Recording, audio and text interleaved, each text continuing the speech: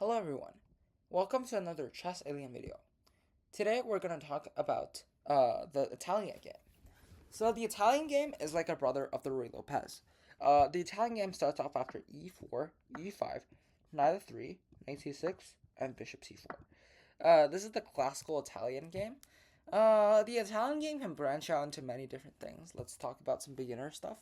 Uh, for beginners, a lot of moves will be like knight f6, and then knight g5 is actually a very like beginner trappy system because a lot of players would like ignore the fact that this would basically just be a fork, and then white can just win.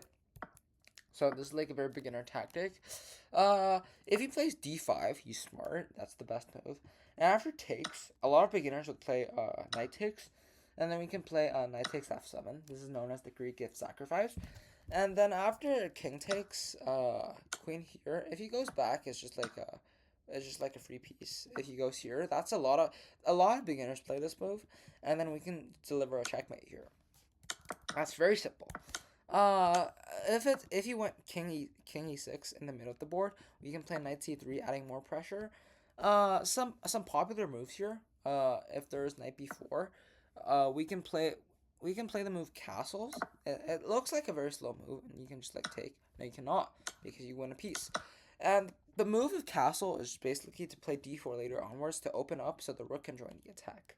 So black is basically losing in the front liver attack. It's not easy. It takes some patience, but eventually white will win.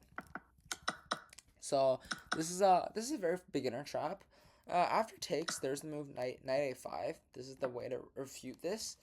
Uh, we can play bishop e5 check after c6 takes.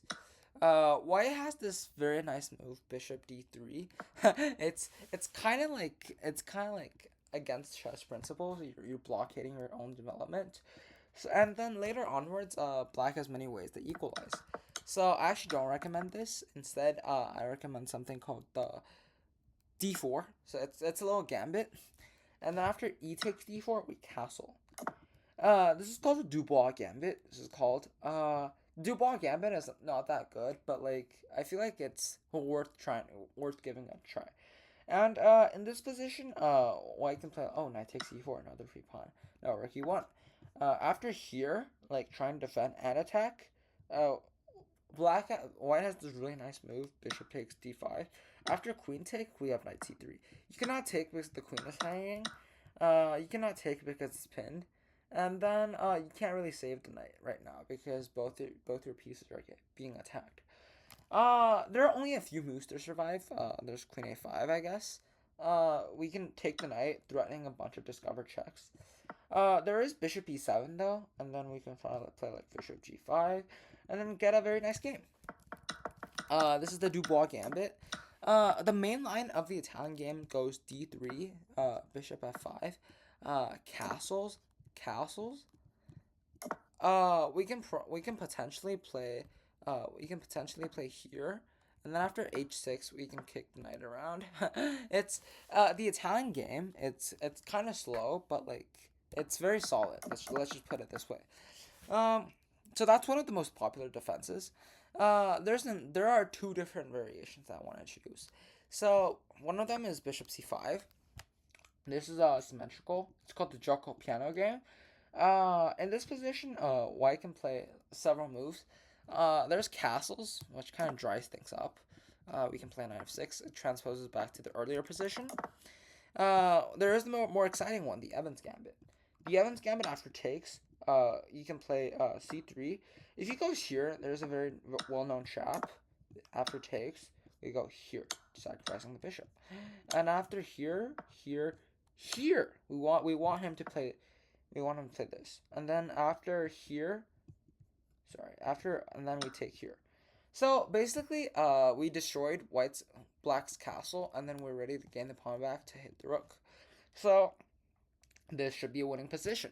So that's why the Evans Gambit's kind of effective. Higher level opponents would not play this. Instead, they would play bishop a5, and then after castles, after d4 takes and castles. It seems like white can win a pawn here, but actually it's not. There's a little battery here. Queen f6 is the best move here.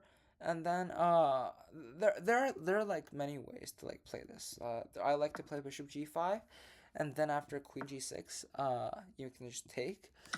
Despite after all trades, you're down two pawns. But here's the thing: you have your rooks ready, and then you're ready to checkmate your opponent. So that's what really makes the Italian game very effective. And lastly, I want to introduce you to one of a famous trap. That's called the Legal's trap. So d6 is a very common defense, and after knight c3, bishop bishop g4, you can play the move h3. If he takes, it's actually not that good because you're already threatening checkmate. The bishop is normally better than the knight, and after here, if he plays bishop h5, you have this really nice move, knight takes e5. Brilliant move because if you take, there's a very famous checkmate called Legal's mate. The king's just checkmated here. There's no escape squares, and if he tries to take the knight, oh, he can take the bishop. If he takes back, we have a fork at the end. So at the very least, we're getting our pieces back with an extra free pawn. So this is very useful to know. If you want to play the Italian game, you should give it a try. Thanks so much.